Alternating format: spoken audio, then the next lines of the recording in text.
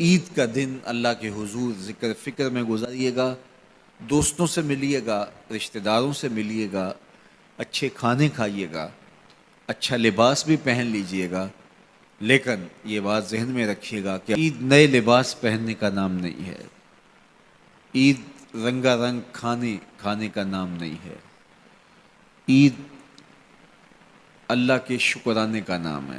یہ بات ذہن میں رکھیے گا کہ اپنے رب سے کبھی بھی غافل نہیں ہونا۔ جب عید کے دن سب سے ملتے ہو تو رب سے کیوں نہیں ملتے ہو؟ عید کے دن تو ان سے بھی ملتے ہو جو تم سے ناراض تھے، عید کے دن ان سے بھی تم جفیاں لگاتے ہو جن سے تم بہت دور ہو چکے تھے۔ تم کہتے تھے کہ رسم زمانہ بھی ہے، دستور بھی ہے، آج عید کا دن ہے، آج تو گلے ملنا چاہیے۔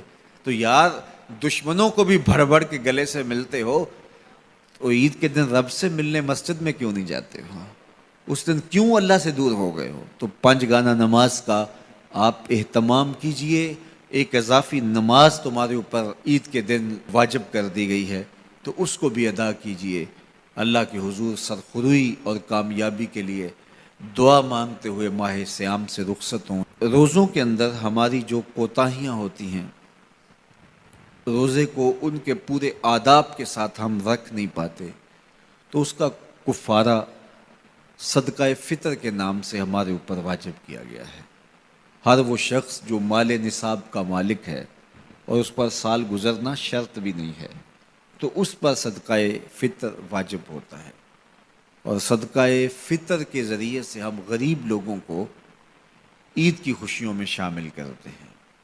تو غرباء کو، مساکین کو عید کی خوشیوں میں شامل بھی کیجئے، اور ان کی ضروریات کا ضرور خیال کیجیے۔ اپنی ہمسائیگی میں، اپنی رشتہ داریوں میں بہت خیال رکھیے گا، اور لوگوں کو عزت نفس دیجیے گا، لوگوں کی ضروریات کا خیال رکھیے گا، اور اپنے بچوں کو بھی اس بات کی تلقین کیجیے گا کہ وہ عید کے موقع پر اپنے دوستوں کو، بچیاں اپنی سہیلیوں کو ان کا پورا پورا خیال رکھیں، اور ان کی عزت نفس کا بھی خیال رکھیں۔ یہ بچپن کے اندر ہی بچوں کو جو اپنی انفرادیت جتلانے کا مزاج پیدا ہو جاتا ہے، اور یہ ساری زندگی ختم نہیں ہوتا، اور یہ عمومی طور پہ یہ وہ مواقع ہوتے ہیں جن مواقع پہ یہ احساس ان کا جو ہے وہ اجاگر ہوتا ہے، پھر بڑھتا بڑھتا ایک مرض بن جاتا ہے۔ اس لیے بچوں کو بچپن کے اندر ہی دوسروں کا احساس سکھائیے، نہ کہ ان کے اندر احساس تفاخر پیدا ہو۔ اعتدال کے ساتھ ان کی ضروریات کو پورا کیجیے، لیکن آپ کا جو اطراف ہے، گرد و پیش کا ماحول ہے، اس کا بھی پورا پورا خیال رکھا جائے کہ بچے احساس برتری میں مبتلا نہ ہو جائیں اور ایسی امراض ان کے اندر پیدا نہ ہو جائیں، بلکہ بچوں کو راہ خدا میں خرچ کرنے کی ترغیب دیجیے۔ بچوں کو جب آپ سکول جاتے ہوئے خرچی دیتے ہیں یا ایسے مواقع پر، تو ان کو ساتھ یہ بھی کہہ دیجئے کہ آپ اپنی ہم جولیوں کا اور اپنے دوستوں کا ضرور خیال رکھنا ہے، اور ان کو ان خوشیوں میں ساتھ شامل کرنا ہے۔ ان کو دینے کی عادت پڑے بچپن کے اندر، اور جو بچپن میں دینا شروع کر دیتے ہیں وہ بڑھاپے تک بانٹتے رہتے ہیں، اور جو بانٹتا رہتا ہے اللہ اس کو کمی نہیں آنے دیتا۔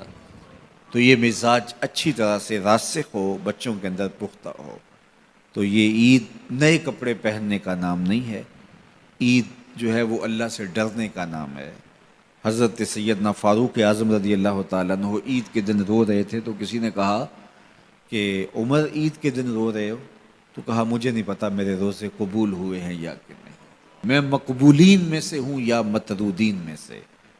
اگر مقبول ہوں تو اچھی بات ہے، اور اگر مقبول نہیں تو روزے منہ پہ مارے جاتے ہیں۔ تو اس لیے عید کا موقع ہمارے لیے ایک بہت بڑا امتحان بھی ہے، اور عید کا موقع ایک اعتبار سے بہت بڑی خوشی بھی ہے کہ اللہ تعالیٰ نے ہمیں توفیق نصیب کی کہ ہمیں 29 یا 30 روزے نصیب کیے۔ روزے 30 ہوں یا 29 ہوں، یہ بات ذہن میں رکھیں، اللہ ثواب پورے 30 کا ہی عطا کرتا ہے۔ جو پاکستان میں اس وقت